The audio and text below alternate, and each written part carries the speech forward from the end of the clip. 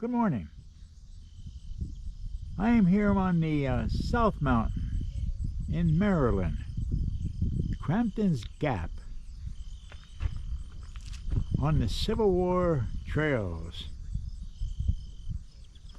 And I am on the property once owned by George Alfred Townsend, who was a Civil War correspondent and went on to write many articles and books.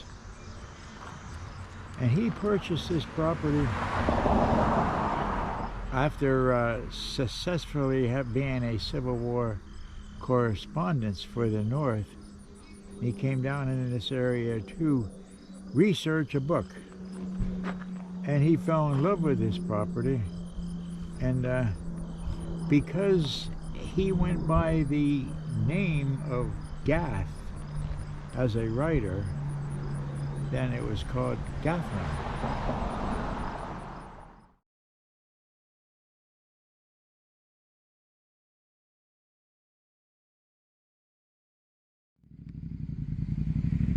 You are looking at the War Correspondent Arch, 50 feet high and 40 feet across.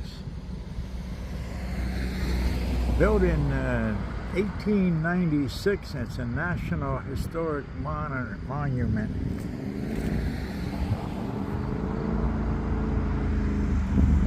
The War Correspondent.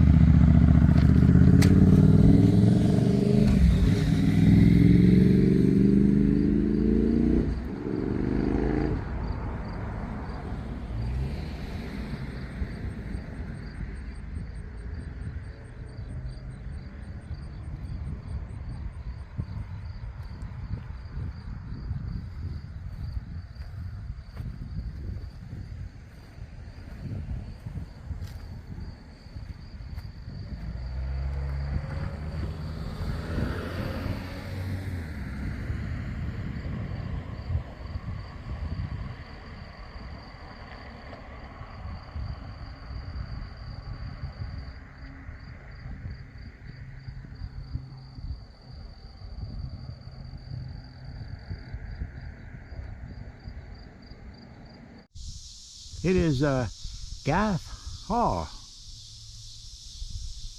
home of George and his wife.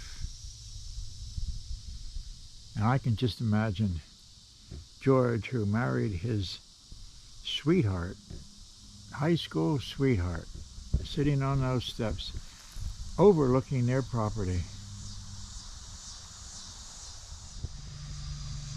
Gath Hall is now a museum, open Saturday and Sunday, 9 to 5.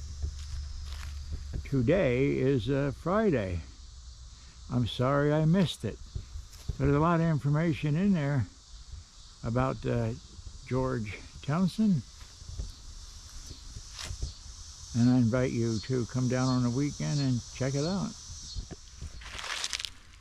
As you can see then, 1895. Burial plot and mausoleum built by George Alfred Townsend on his property here at Gathland.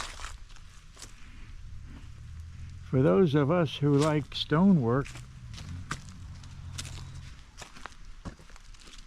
how about this?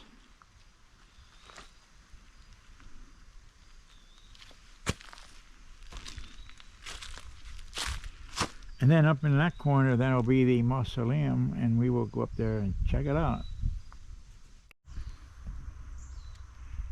Mr. Townsend was a rich man,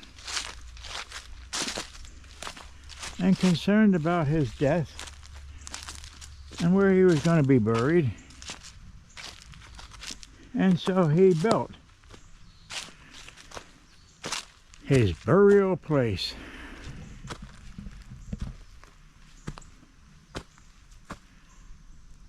At that time, people didn't really bother too much with burial lots and public cemeteries.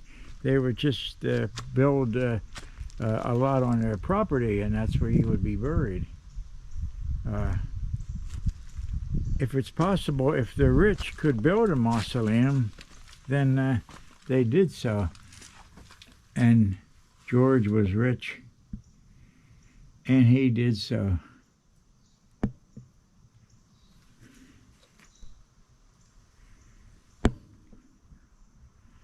How about that?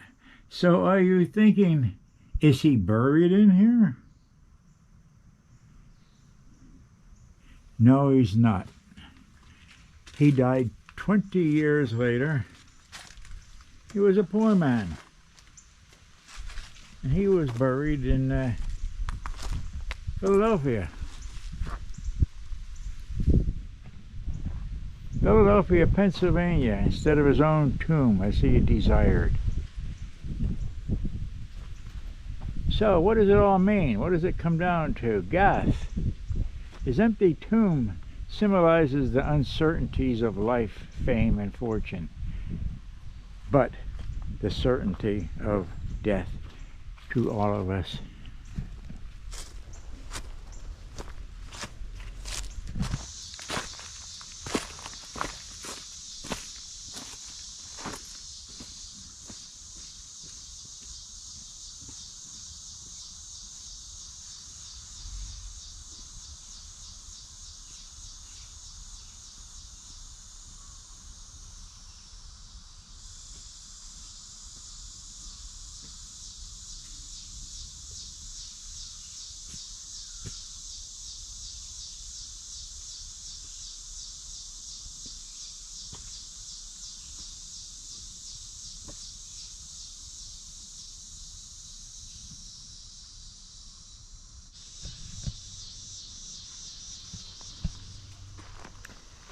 Are you wondering, is this a graveyard? Am I walking on graves?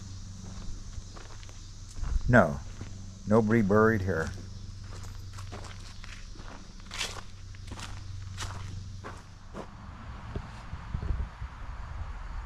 Only 2 buildings remain of George Townsend's estate.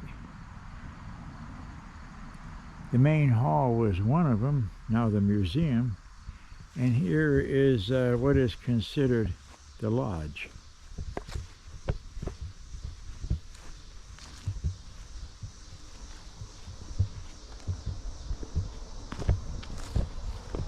And up there, what does that say? Bessie? Bess, 1885?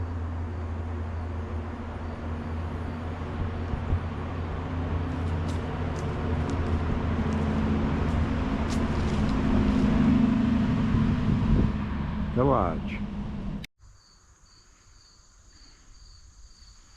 On the other side of his property, then, I come across a stone structure. It says 1887 on it, 1887 AD. And I'm going to assume, and I should never assume, but I don't have any information on it without getting into the museum. You should be able to give me an idea of what this is. But I'm going to think that maybe it was a barn.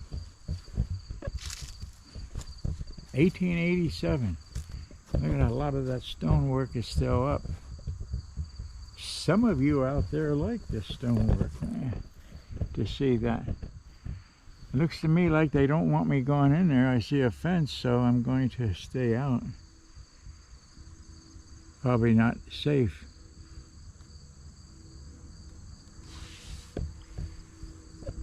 And I'll just show you, way over there then is the main hall up on top of the ridge.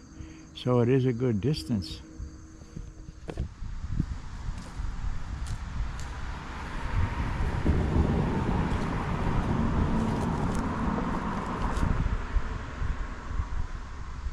Well, thank you for coming along with me up here on South Mountain, Gathland State Park.